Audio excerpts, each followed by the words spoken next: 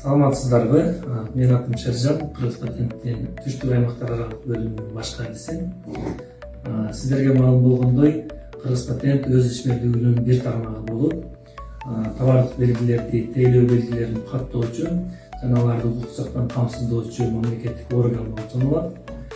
Бул жаатта биз соода тармагындагы, кызмат көрсөтүү тармагындагы ишканалардын аталыштары кайсы тилде болуусу жарандар үчүн ыңгайлуу, ошол суроого жооп издеп көрдүк.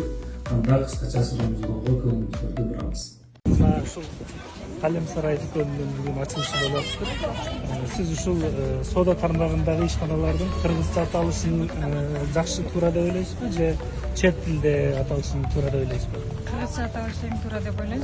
Кыргызстанда жашагандан кийин көңүлгө жакын кыргыз тилинде болгон эң жакшы. Кыргызча аталыштар демек көңүлгө жакын сезилет. Көңүлгө жакын сезилет.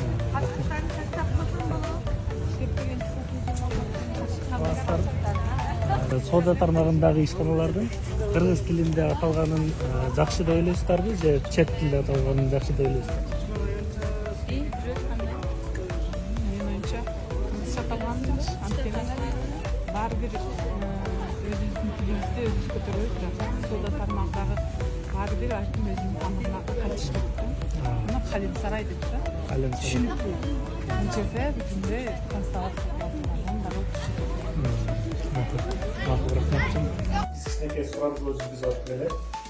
Соода тармагындагы ишканалардын кыргызча аталганы жакшы же чет тилде аталганы жакшы? Сиздин көңүлүңүздө кандай?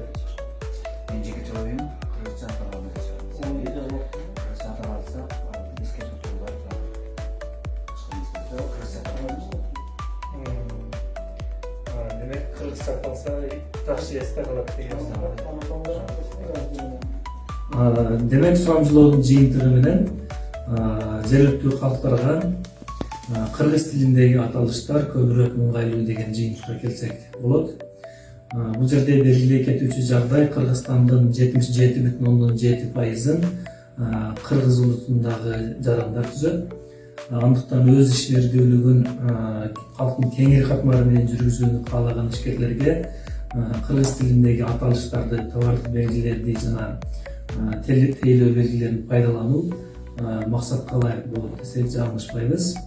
Андан сырткары белгилеп өтүүчү жагдай, биз мындан бир нече жыл мурда мамлекеттик кызматка кирүүдө мыйзамдарды жана адабияттарды орус тилинде окуп даярданып, жана кызматка киргенден кийин дагы калкка орус тилинде кызмат көрсөтүп келгенбиз көпчүлүк учурларда.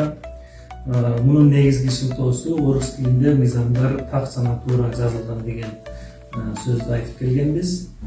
Ал эми бүгүнкү күндө болсо президент тарабынан жана мамлекеттик тил комиссиясы тарабынан тынымсыз ишмердүүлүктүн негизинде мамлекеттик тил жакшы деңгээлге көтөрүлүп, мыйзамдар жана юридикалык жана башка адабияттар кыргыз тилинде сапаттуу, так жана туура иштелип чыккан десек жаңылышпайбыз. Андыктан мен өзүм кесиптештеримди жана жалпы эле мамлекеттик кызматкерлерди мыйзамдарды жана адабияттарды кыргыз тилинде окуп даярданып, жана өз ишмердүүлүгүбүздө кыргыз тилинде калкка кызмат көрсөтүүгө чакырам.